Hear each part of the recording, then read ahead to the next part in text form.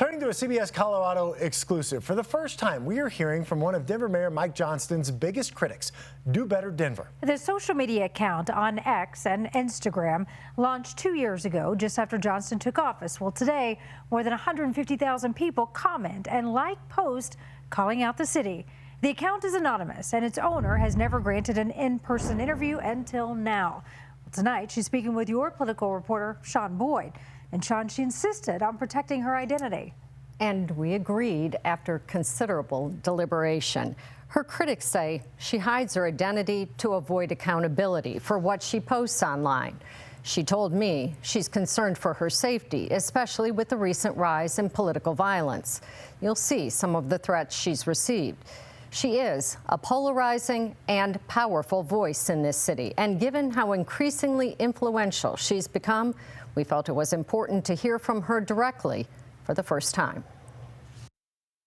The creator of Do Better Denver will tell you she's not your typical dissident. She's unaffiliated, she says, has never been politically active and didn't set out to be an activist.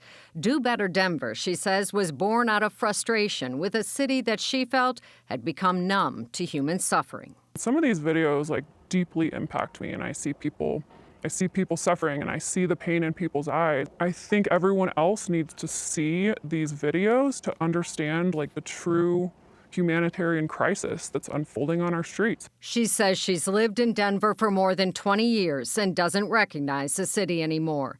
The videos submitted by her followers show people lying on sidewalks, openly using drugs, and experiencing mental breakdowns in public. Some critics would say you're exploiting people at their lowest point in their life. I don't think that documenting reality is exploiting people. My videos are meant as a call to action out of complacency. The comments that follow some of the videos can be cruel and degrading. She says she doesn't condone them, but doesn't believe in censorship either.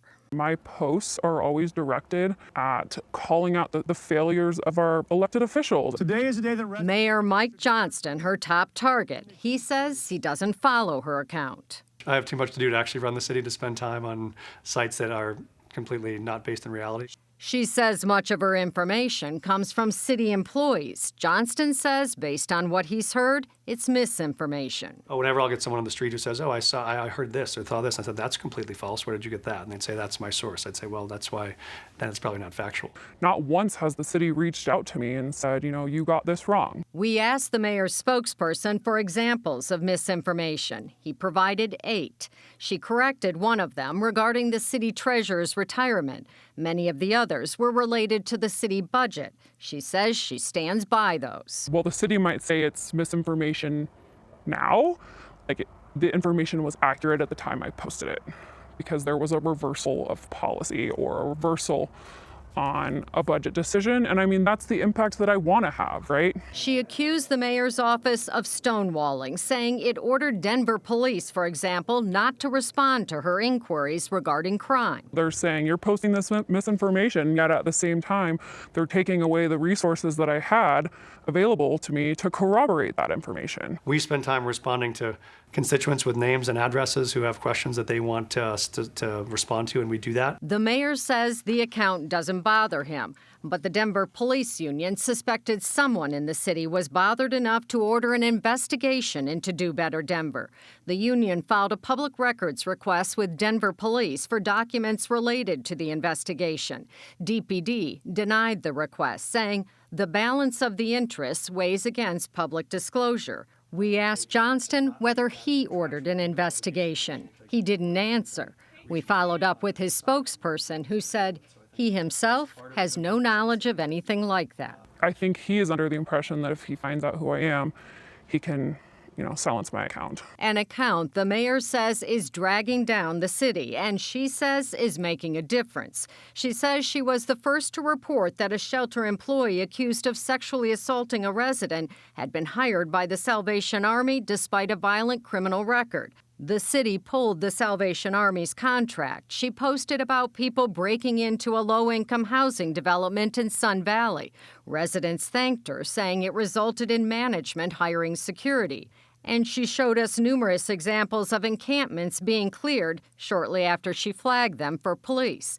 She says she's also helped facilitate family reunifications. One of those people told me their family member is actually, they went into rehab and is 6 months sober.